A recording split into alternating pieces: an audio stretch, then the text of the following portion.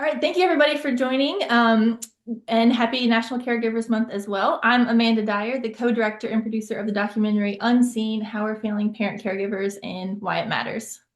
And I'm Tom Dyer. I'm the co-director and cinematographer of the film. If you haven't seen it yet, the film explores the challenges faced by many parents who are caring for children or adults with disabilities or complex medical needs. And today we're celebrating National Family Caregivers Month here in November, and using it as an opportunity to connect with caregivers and experts about important topics that matter to this community. Specifically today, we're talking about building your community as a caregiver. This is such an important topic. We all know that community is so valuable to everyone, but especially as a caregiver, it can be really challenging to build that community just with so many responsibilities, and also just the fact that your life experience might be very different from others, and that can be a challenge to build those relationships. So we're excited to dig into that. And I am joined also by Crystal Gallo. She is the founder of Inner Hive, an app that is designed specifically to end caregiver burnout and help you build your community. Caregiver, Crystal. I'm used to saying the word caregiver so much. Sorry. Crystal, tell us a little bit more about yourself, and anything else you want to share about your background. Yeah, well, caregiver is true. This is kind of what inspired Inner Hive. Certainly, my background, I grew up in technology, so I spent the past 15 years leading high growth technology companies on the back end, so product data engineering side. Um, that was kind of jumping verticals. I never imagined I would get into something that was wellness oriented at this capacity. So we ended up moving family across country during the pandemic, and that kind of kicked off my learning journey. And then what I was able to pull out of that and the inspiration and mostly the perspective I built and what it really opened my eyes to is what kicked off the need and the drive. And you sit in empathy and you realize you need to do something. You need to take action, create change. And so thus was born Inner Hive. Nice. Yeah. So tell us a little bit about your personal caregiving experience. Like what even brought you into wanting to be in this industry or this focus area?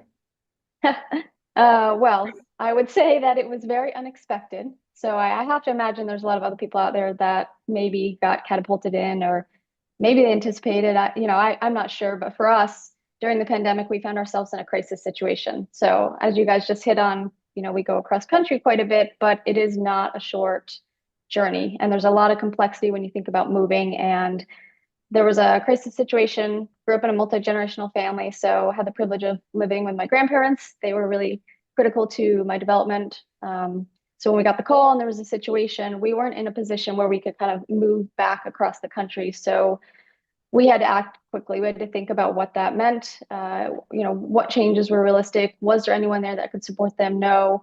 What did medical access look like? Was quality of life and wellness good? No. So a lot of questions that we had, we moved through pretty quickly and found ourselves in a situation where we made the decision to move my grandmother, who had dementia, and my uncle, who had cancer, across country. Uh, that was kind of crazy because the pandemic was a whole new learning, being at home, working, new environment, travel, kaput. And then, of course, you've got your own life. And at the time, we had also brought in a special needs dog. So it was kind of a perfect storm of we'll figure it out as we go along. It's the typical, didn't do a lot of planning, had a crisis situation come up.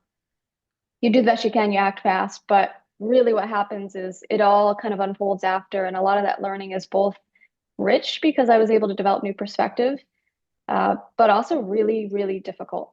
I don't think any book, person, observation, you can do some preparation on the planning front, but I don't think anything can prepare you for the emotions. Every emotion on the spectrum is hit. And I think that's where I struggled. I didn't realize how, where my threshold was for emotional stress. And that was probably the hardest part of the journey because you're trying to care for people that you love, but you're trying to be a caregiver, and they're two very different roles, and they get blurry very fast. And trying to maintain that boundary, and also trying to make sure that you've got community and people to support you and to give help and to provide time, that really contributes to your wellness. And that's really where I failed. So all that learning was really rich. Now I get to bring it forward because this is not going to be the last time I'm certain that I'm a caregiver. But that's kind of what got me into this. It was just you get in situations and do the best you can. And family's always meant a lot to me. So it was really kind of a privilege to be able to bring them in and care for them, but not easy.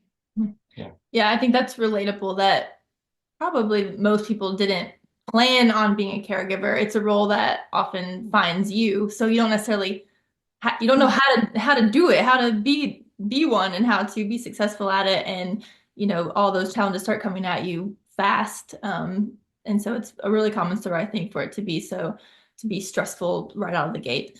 And yeah, go ahead if you guys want to share anything in the chat. If you have any questions or just want to share a little bit about your experience, we always love to hear that as well. So we'll keep an eye on that. If you have any questions, feel free to pop those in, or any of your own. We're talking about building community. So if you have personal experience you want to share or something that has worked for you or is helpful, as much as we can source those good ideas from the community, I think we want to take advantage of that as well. So let's talk a bit about your focus has been a lot on ending caregiver burnout. Like that is a foundational issue and that you experience firsthand. What do you think are the biggest reasons that caregivers often find themselves in that state of burnout? And same question to the folks in the session too as well. Tell us kind of how have you been in that burnout experience? How'd you get there? Tell us a little bit more about that.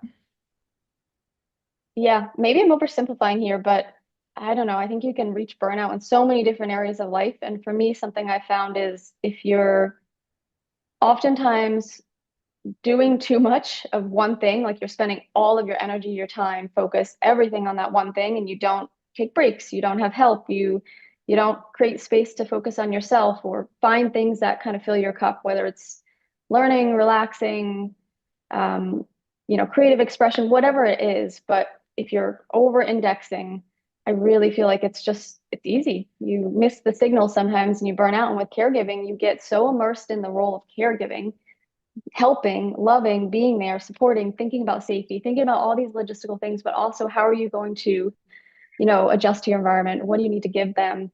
And it's so fast because you're in it. You're so focused on them. You're in this solve it mode. You care and you have, great compassion that before you know it, you're like, I don't know, did I sleep? What did I eat today?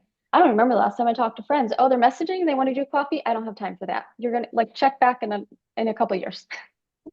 So it's just, I don't know. When they say moderation is everything, I do think there is something about maintaining that healthy integration in life. And it's so easy. There's mental exhaustion because you're trying to process information and you're maybe not ready or prepared or organized. There's emotional exhaustion because you don't have that community, that support network, the place to get help, to have people pick you up, to find inspiration, to know what you're going through.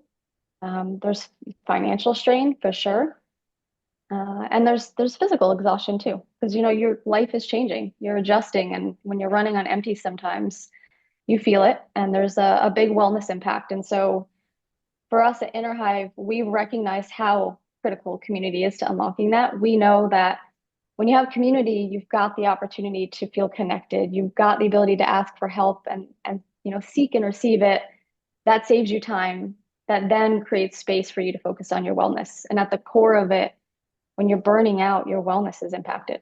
So, Uh, we had a comment that says burnout for her has a lot to do with trust. Like, can I trust people to help in the way that I need? mm, And that's especially hard when it comes to your child. I think that is so relatable. Like, yes, you can, you need to ask for help and get other support systems in place, but you have to put so, especially when it's your child and they have these life medical supports that are needed, things like that. You have to put so much trust in someone. So I can definitely understand where you're coming from. Uh, um, and I think we focus too, like, if someone was working at their job 24/7 and was never taking breaks and didn't even take their lunch break and not sleeping enough, like we wouldn't be surprised if they were burnt out from their job. So, Yeah. when caregiving takes that, it's not surprising that you end up there too. Well, that's what I was going to say. I mean, it's one, a lot of people experience burnout at work, and maybe you at that point you take a long weekend, you take a vacation, and there's a solve for that. But caregivers often don't have an easy solution like that, which complicates things even further, and seems to be I mean, that's another big reason that community and wellness is such an important thing. So Crystal, maybe I'll ask you, why is community so important for wellness when we talk about wellness for caregivers? Yeah, I think people started to hit on it in the chat. So when you think about, getting help, you've got those few people, your inner circle that you trust. So even if you just start there, bring one person in the fold that you can lean on. When you think about community and those you trust, they're able to come in, they're able to help. You feel a little less isolated and alone. There's different types of community, right? You've got community. If I'm the caregiver, I want people around me that enjoy the things that bring me happiness, that bring me joy. So if that's hiking, if that's biking, if that's music, if that's crafts, I'm going to find people in my community that can enjoy those things with me because that's going to enrich and fulfill me. Then there's community of who's the professional help, who's the people that have the skills, the knowledge, the resources, whatever that may look like, to come in when you do need assistance, you need guidance, or you need someone that can really advise you on something. Then you've got the community that's your trusted inner circle. There's different layers of trust for everyone, and there's different ways that everyone can kind of contribute to helping support you. But when you've got that trusted circle, you've got that emotional support. You've got other caregivers that you can connect with. They get it. You don't need to expand on what your situation is. You say, I'm a caregiver, and they go, I understand. Like Yeah. instantly, they feel it. They've built the empathy. They've been there. You feel less alone. You feel validated. It's just different. You've got, different avenues of figuring out how to find that community and what it means for you. Yeah. Yeah, that's great. I mean, I think, in terms of the film, like one of the biggest things that we hoped the film would do was to um, show people that to make people feel less alone, right? To share some of these Mhm. stories that have common threads that other people are going through. I mean, Tyler says here in the chat, for me, burnout number one, feeling alone, making decisions. It seems like community is such a key part in making anyone feel less alone, hopefully. Mhm. Yeah, I think that's important, though, what he said there about like needing someone to make decisions. Like that may be someone in that inner circle, like that very close group, or someone that knows having someone that knows all the factors, knows the situation, and you can talk through, pros and cons. Here's what we think is going to happen. Because I can totally see where that's a difficult place to be, where you feel like you have to make all the decisions and no one else really understands what all the factors going into that are. But I like how you said, I think we're getting to one of those like practical ideas is identifying like your very innermost circle may only be one other person. So I think it can feel daunting when you think about like, I need to build a community. Okay, I need, that's 20 people around, that can be like, that's a lot of context, and that's a lot to Yeah, maintain. But if you think about who is that one trusted person that is willing to, come into that inner circle and take the time to understand all the factors and let me run things by them, let me tell them all the nitty gritty. So I think remembering that you don't need an inner circle of 100 people to feel like you have community. It can be just a really trusted person. 100%. And sometimes even if your family dynamic isn't of a healthy situation, you can find community elsewhere. A lot of people think, oh, it's just, my family and my best friends, but there's community in movement groups and spiritual groups. There's community in your neighborhood. I mean, there's community everywhere. And I think that's why it's really important. That's kind of what we've done at Inner Hive is let's start with helping people visualize their community and their support network. Because you forget you're in crisis mode, right? Cortisol's running high. You're like, I don't even know who's around. I don't know who to call. I don't know. I don't know what to do. I'm so overwhelmed. Oh, but if you can look at a picture quickly and see, oh, here's all the people around me. People have good intention. They likely want to help. A lot of people need help figuring out how do I ask for help? It's uncomfortable. What do I help with? That's a whole nother topic. But start with figuring out like who's in my network, who's who, where are they? I mean, some people even identify community as animals, right? It may be harder to communicate with humans, and animals can still provide support and therapy and connection. And while they may not be able to help on certain decision making, they're still, just as important in terms of that's really meaningful in community, or that's really important for someone to have, their animal nearby. So Mhm. Yeah, I want to follow up on something you said earlier too about finding community that is able, engages with you on things that are life-giving to you and feel we actually had another webinar last week about joy and about how rechargers are things that bring you joy and fill you up versus things that drain you. But I know one challenge for the 24/7 caregivers out there is like, yeah, I do love music and I love horseback riding, whatever. But like my schedule, I can't tell you the last time I went to a concert or, played piano or whatever. So I want to get your thoughts too, and like, what can that look like if you're in a phase in life where you can't just go out on a Friday night and do your hobbies whenever you want? How can you engage with people and still build those relationships in a way that's practical for a stretched caregiver? You know what I mean? Yeah, there's actually two pieces that come to mind. And I feel like one that you hit on is a lot of people don't even associate as a caregiver. They're at a stage where they're like, I'm just helping my family. And then before they know it, it becomes consuming and they don't realize that they need a community or that they need help or that they've stepped into this role or transition to this place where they've forgotten about or it becomes harder to access. And so that's even more important. And that's why it's like, even if you don't have community, if there's a way that we can help you kind of augment that and grow, whether it is finding these Zoom meetings, whether it is, joining a forum and maybe it's starting to chat with someone on there. Maybe it is virtual, conversations like this. It's little slices, but if you can have even one person and that can start to grow and you can find space, like when you get everything organized and you can get everyone aligned and rowing in the same direction, I know for me, it helped me feel more confident. It helped me feel more like I've got it all there. I'm prepared. I'm ready. I can move through crisis. I can get others aligned. I can exhale and go take an hour break and bring in help, have my friend come by, bring my mom to the aquatic center, have a babysitter come over. Then I can use the hour however I choose. But it's like you have to get the information organized. You have to get people, even just one person aligned, even if it's just something that's virtual, start there, start small.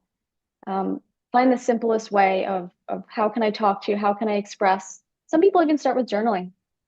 Yeah. They may not be ready to talk to people, but if you can express how are you feeling, what did you do today, how did you spend your time, what do you want that to look like, even if you start there and you're starting to have that internal dialogue and communication with yourself, I think it starts to bridge and make it easier when you can get to a place where you can connect with others, whether in person, virtually. But I mean, before that, you really got to get the information organized. You really have to figure out, are you in a good place? Do you feel confident? Have you done, you know, you do the best you can with what you know. It's never going to be perfect. Mhm. Yeah, I think that's helpful, like practical bite size. I might not be able to go to a concert on Friday night for 3 hours, but I could watch it, we could watch a YouTube video that's a recap of it or a Yes. clip or something. Like there's definitely ways to take something that is recharging, but put it into a perspective, or a version of it that is attainable at the moment. So, 100%. And you can do it oftentimes with whomever you're caring for. Because a lot of people think about all the skills that their children or their parents or their loved ones may be losing or maybe don't have. But there's so many skills and emotions and senses that they do. And something so simple like playing a game to work through something really difficult or something that could be painful or listening to music together and just sitting there in silence. Or there are ways of like you can integrate it in, but it's you have to be comfortable and you've got to make that intention and it can be really hard. Um, take a shower. When you shower, turn the music on. 5 minutes right there.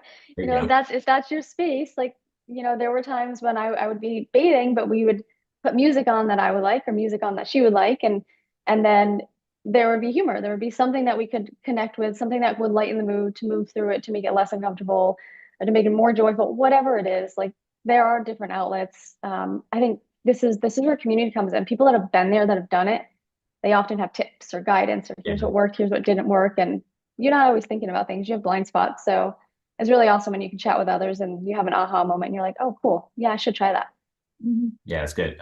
Jennifer called out podcasts in the chat, which is a pretty simple, straightforward way to, I don't know, feel like you're in the room with Yeah, other I people that you really do aren't that. necessarily are. That's a good call. Uh-huh. Yeah, just hearing people have a conversation that feels relatable to you and people that get it.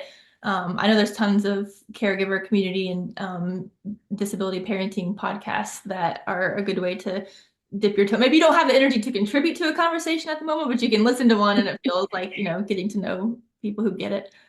Cool.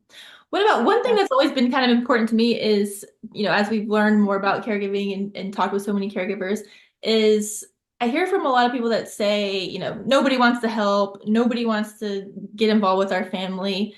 And I just don't know that I agree with that.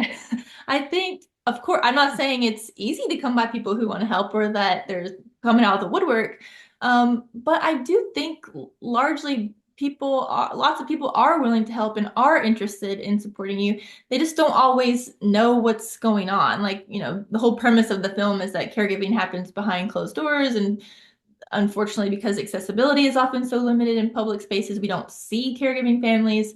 And that's really unfortunate. But part of getting that support, building that community, is inviting people into it and actually, showing them what life is like, and being specific in ways that they can support you. So I just want to talk a little bit about, do you agree with that? Do you think people do want to help? Do you think I'm off base? Like, no, it's impossible to find people. What's your take on that? And interested to hear any folks talk about that in the chat as well.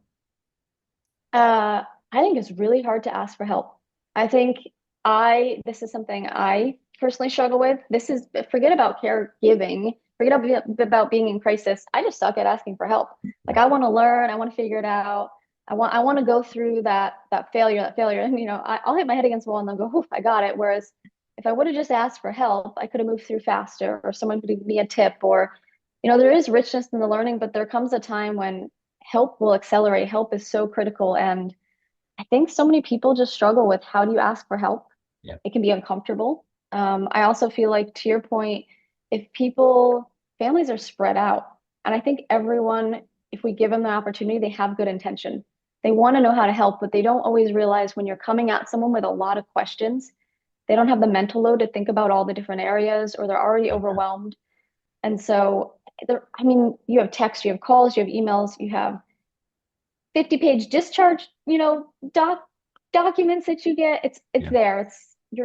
It's so difficult to manage. And so having one central place to put an update with your support network, your growing community, you push it out, people can engage, they can react.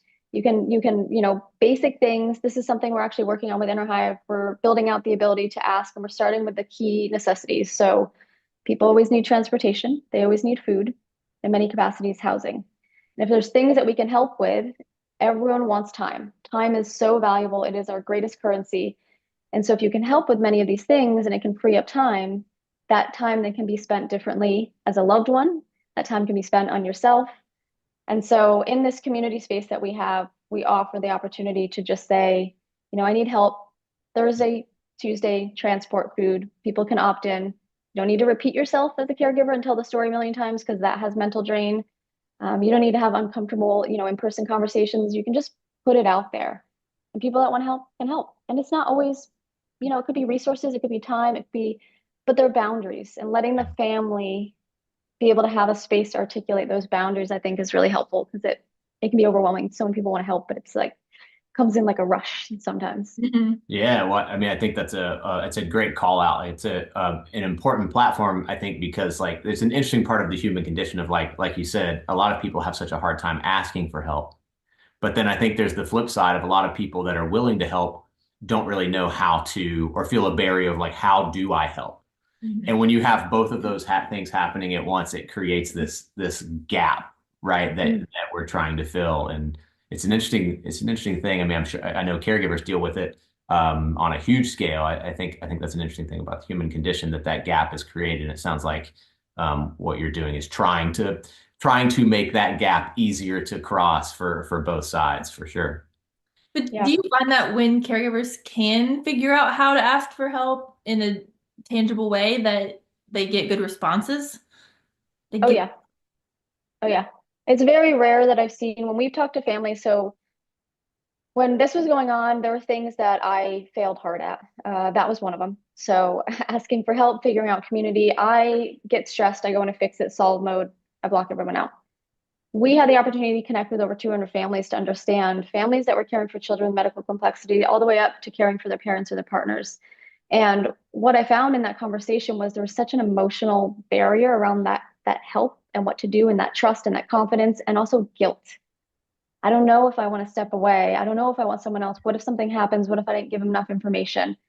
But almost always when people asked for help, people showed up in some capacity.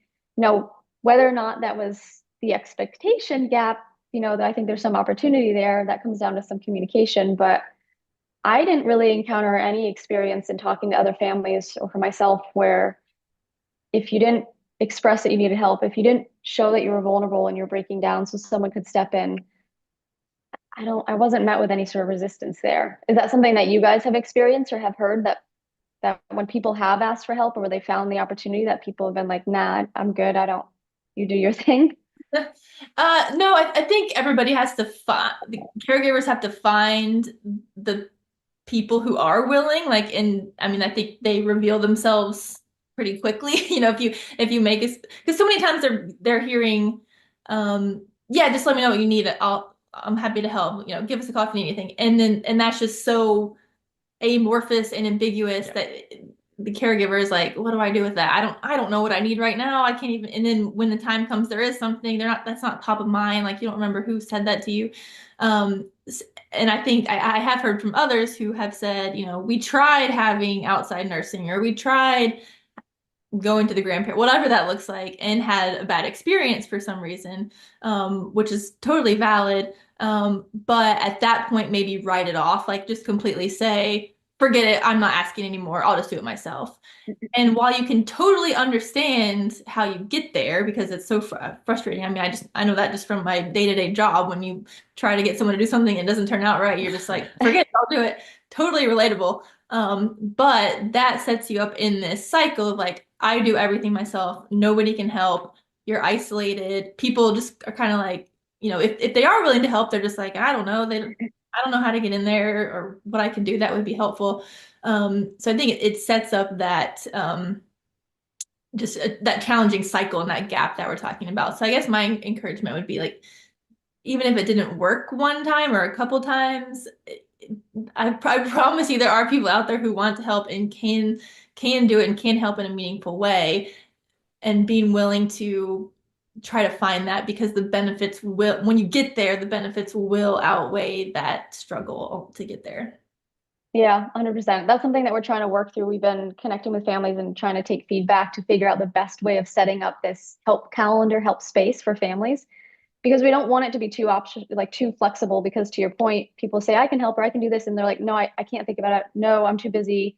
It's not going to work. But if you can create structure and you can make it super simple to set expectations and say, this is what I need help with, this is when I need help, or this is how I'm going to use this help, it removes some of that uncomfortableness and that exactly you just said. If someone offers and then they're like, I can't think about it, don't, no, I don't, you can't, it's not gonna work. And then I might feel a little less willing to ask or to offer because I'm like, ooh, I was Yeah. met with a lot of emotion that I wasn't expecting. I'm just trying to help. So I think there is a finesse to how you do it. We're still trying to figure that out and learn from families, like what's the appropriate boundaries. But you know, people have a child and people want to swing by and meet the child or they want to drop food off, but you're exhausted and you may not want people over. And so it's just saying, yes, we'll take the help, but 1 hour a day and this is your window. Like even something that small Yeah. can make such a big difference because you're not having a rotating door and then unexpectedly having guests where you're like, I don't want you right now. Yeah.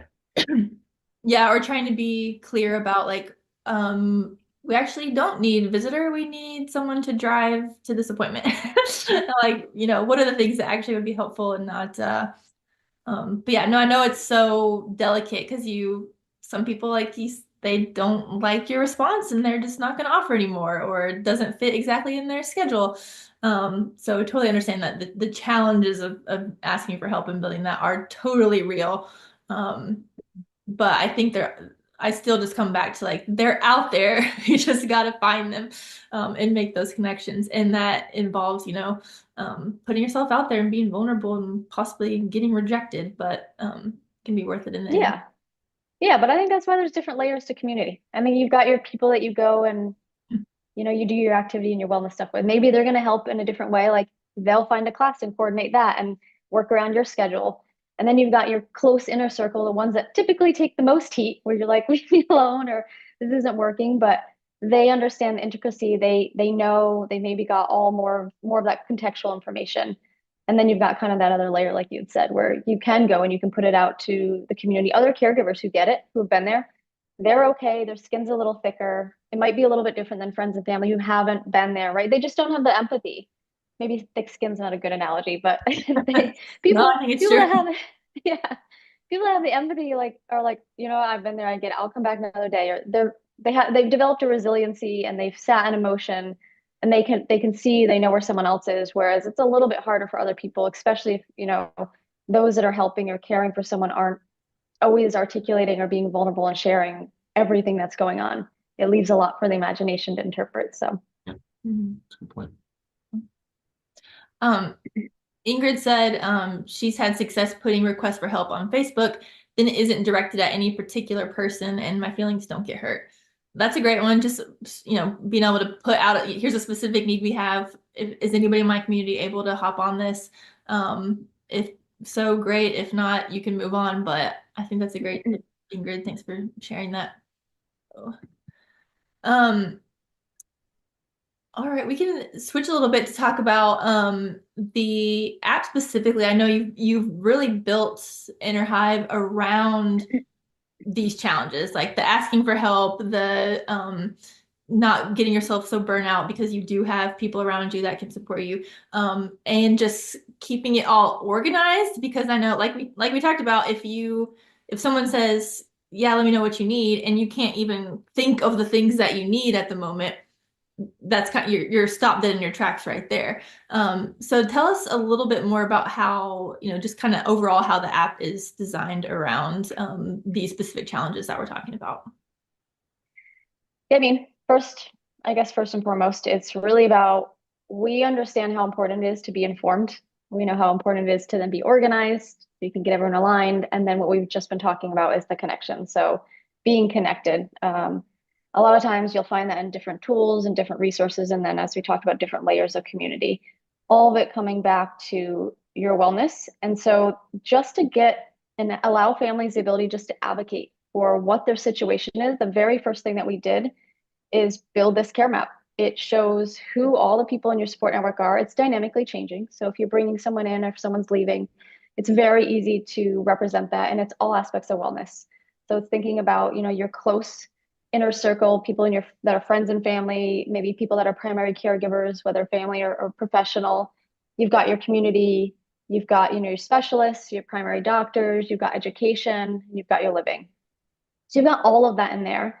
And then when people are kind of ready to start thinking about the future, we've even put in checklists that have kind of allowed you to think about what is estate planning, advanced care planning, having all of that information. Like when you can understand your current situation and get organized, that's it. That's the first place to start. And that's what we did. Like, let's make it really easy for people to do that. In business, they start with an org chart. You want to know who's around me at the table. Who are we working with? Who's on my team? Who's doing what? How are we when we encounter a problem? Who's going to jump in? How are we going to solve it together? And it's no different in life with family, with friends. It's really important to know that. And so when you can get all this in there, I think it creates order and then it reduces your stress. You feel more confident. You're not confused about who's doing what and where it's at. You generally, when you're moving through crisis, you can be a little bit more effective and efficient. So you're not having that high level of anxiety because you're trying to triage information and not know who to call and not know where stuff is. So our care map is absolutely our sweet spot. That is, a visual that just gives you a quick snapshot of like, what's this look like? And then of course you get into, oh, go ahead. No, I was just gonna say, even the idea, just taking the time to create the map of all the people that you're working with, and whether that's professionals or family members or friends, or I think even just putting that down in a visual format could make you realize that you probably have a bigger community than you even realized, and can give you a place to start. Just making those or seeing where your gaps are. Like we don't have any we have some financial support, but we don't have spiritual support or whatever that looks like. But just giving you that visual, I think, could show you a lot about where you are in that process of building community. Yeah, I think you just hit on something really important. We people forget who's around them, but even more important, as you're building it out, the goal is to eventually, bridge and get to a place where we're identifying those gaps so that we're getting in front of it and we're preventing. So that is something that is absolutely critical when you can see the big picture. And pictures it's much better than scrolling it. I'm terrible with quotes. What's it? Picture tells a thousand words, something Yeah. like that. I mean, the care map is basically your roadmap to care. And so if you can see, it makes it easier to know like, oh, where should I spend my time and what gaps do I need to focus on? So yeah, good call out for sure. Well, it's a Um, perspective thing, right? I mean, it's one thing to have all of this up here, but then when you put it on paper, you kind of get a different look at it. You get a different perspective, and you can see where some of the gaps or some of the opportunities are. It's an interesting idea. yeah, for sure. Um, that just kind of made me think too about we were talking about like asking for help. And one I think that is a super important part of uh, caregiver support. Obviously, they have, the daily to one thing from the film we learned was that daily to-do list can just be so long and so much longer than just an average person's to-do list that's just so daunting and so draining that, that makes sense why you need to ask for help. But what about too, community is not just asking for help, it's also just building relationships where they're not just transactional or based on a request, they're based on some kind of deeper connection. Do you have any thoughts on, how to build some of those relationships too that maybe have nothing to do with caregiving or nothing to do with help, but feel like a really mutual exchange and not just I need help from you? Yeah, are you thinking more, so when you say like build those relationships, are you thinking like find different support groups that are support for like your emotional health, find interest groups? Like help me understand a little bit more in terms of is it the type of group? Where are we looking? What are we trying to solve for? Yeah, or I think even I guess what I'm getting at is like just regular friendships are part of your community too. When you think Oh about yeah. Oh yeah. like the care, I was thinking about the care map idea of, mostly for the framing of that, you're thinking about like this is who helps me with transportation, or this is who helps me with my IEP meetings, or th they're all kind of centered around like a solution to a problem. But I feel like what I hear a lot from caregivers too is that there's also just like anyone, you need friends. You need people who will send you a text and check on you. You need you as hopefully can make space to do that for someone else too. So I just wanted to see if you had any thoughts on like where that factors into this whole like community building exercise. Yeah, I've actually had some families. This is unique that you bring this up. We've had a couple of families that have a, a tighter knit circle, right? So their inner hive is a little smaller in that it's just with their family and they haven't necessarily opened it up to friends. They're living in a really complex situation. They're a sandwich caregiver, so they've got a child with a medical complexity and they've now brought in one of their parents. They have actually had friends who have reached out and say, you know what, we know you don't have time, but maybe if you can share an update of what's going on and we can just react to it and let you know we're thinking about you and we're here and you can see that engagement. We don't need to talk. We'll talk in a week. We'll talk in 2 weeks when you're ready, but just keep me in the loop. Help me feel connected to you. Help me understand what's going on. Help me build empathy. And so we have had some families say, those relationships are important. And I've got such really good grounded friendships that they've understood and said, hey, we can take a pause from this actively building in person, but keep me in the loop on what's going on. Because if I understand and I can see and I can be there and in some capacity I can let you know I'm thinking about you, that goes a long way. So even just that central space, like a community space where you can share an update and you can choose who it goes to. It's the support network that helps you with the care recipient, right? In your role as a caregiver, but it's also the support network, as you had said, that helps you as a person keep yourself whole, who understands you. There is still crystal outside of caregiving, and that's just as important to nurture. Yeah, I think that speaks to why like social media and virtual groups are so valuable, especially in a caregiver space, because I think, we all hear about is social media net positive or net negative? It's hard to say sometimes. But in caregiver circles, I feel like I see so much positive from, being able to just share about your life and share the good times, the bad times, and just have people say like, I get it, or look how cute your kid is, or, whatever that just makes you feel engaged. And when you can't always leave the house on a last minute notice to go to whatever event or group, those virtual options are a lifesaver, and I think just as valid as anything else. So, we got a question here. Is the app different? Let me see if I can understand what you're asking, Elizabeth. Maybe how does the app apply for different ages? Like if you're caring for a adult young man, I think some of your examples, Crystal, were maybe like older adults or children. How does it work kind of across generations? It's the same app. It works for everyone. So we absolutely understand everyone has a different caregiving journey. They're at a different stage in life. It's just intended to help families find that community, find those resources, be the tool to help them create order and visualize the support network. So it doesn't matter if you're a parent caring for a child or if you're a parent caring for your parent. In either case, it's really valuable. It gives you a place to organize all the information, to think about what is it that I need to get through? Can I put it all in there? Who can I share it with?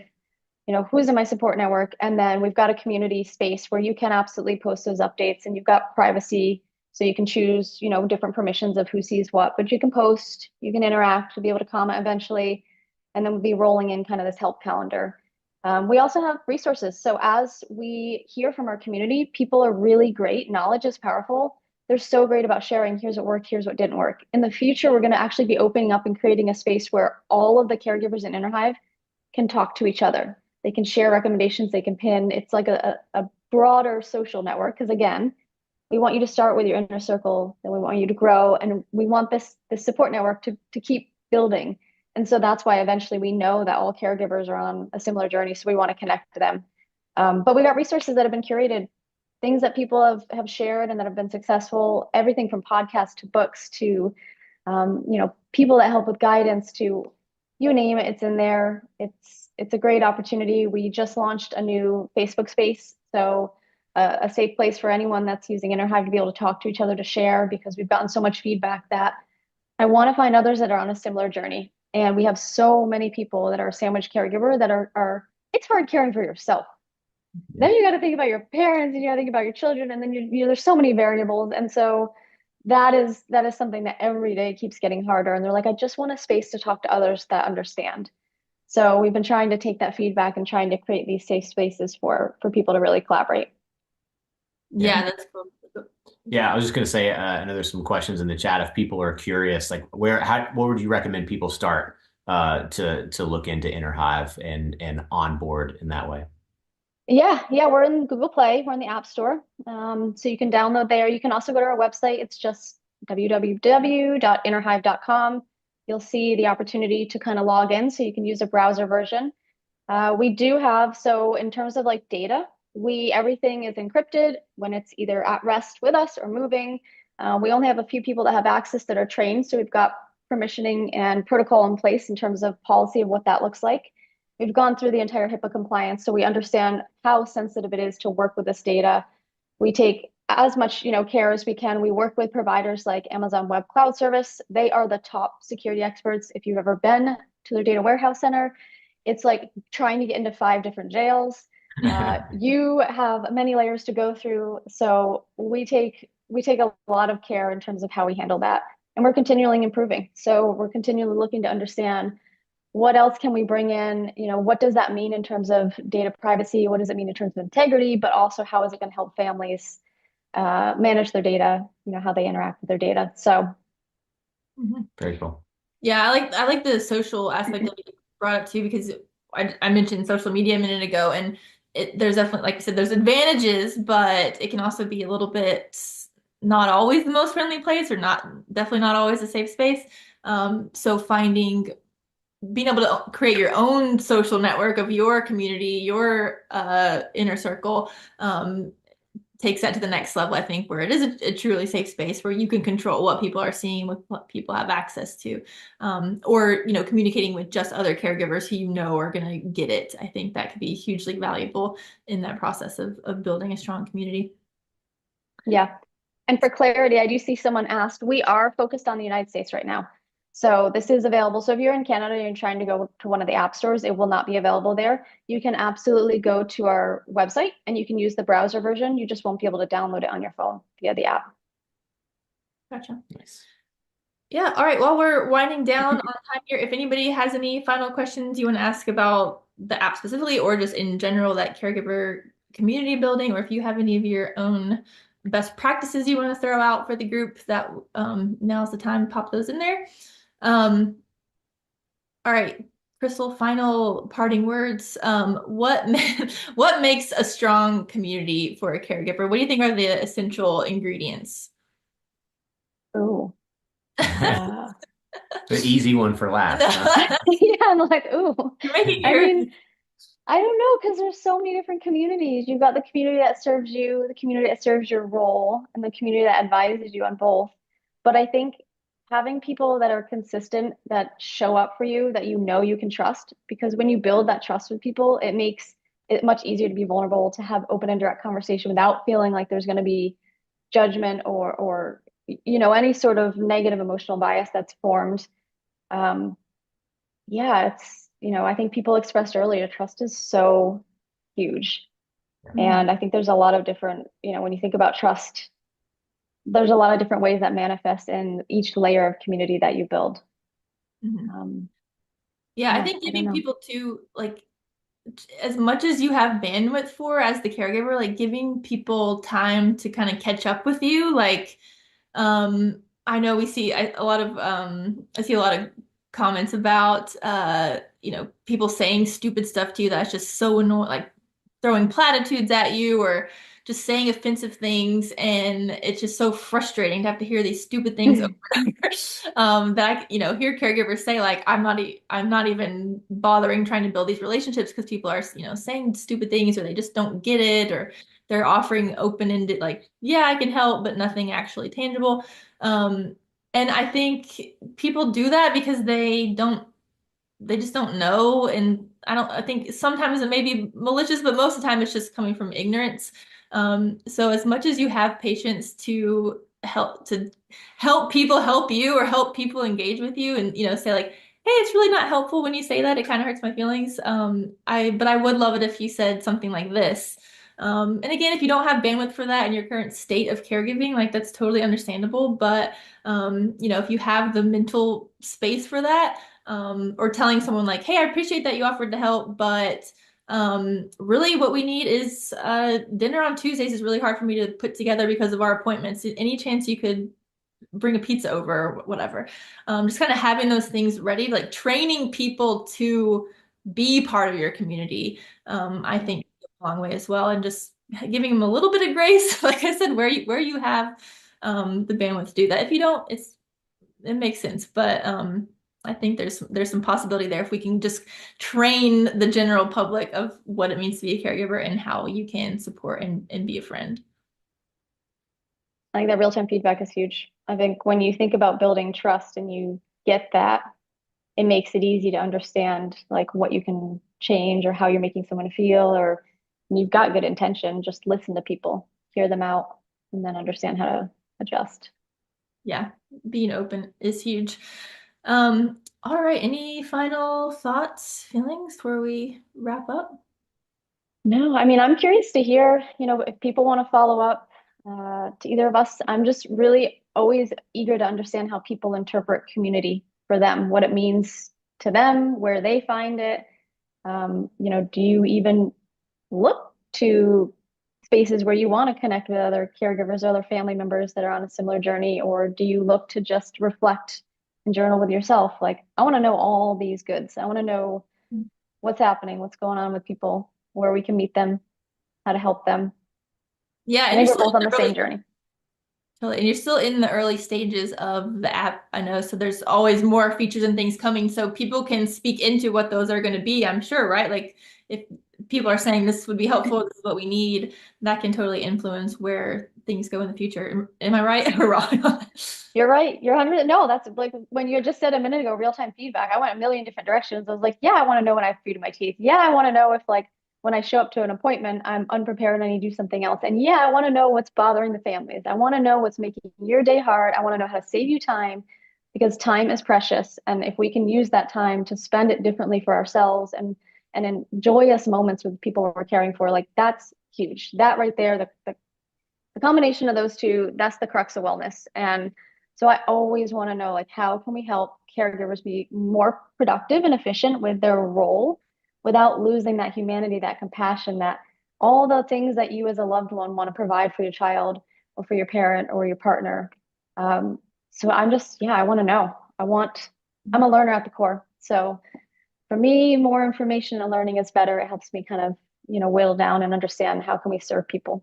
Yeah, Jennifer is echoing that here. Her comment, she said she leans a lot on information communities on Facebook, um, all caregiver groups, but then that helps dodge a lot of curveballs by listening to others further down the road. So I think that's totally in line.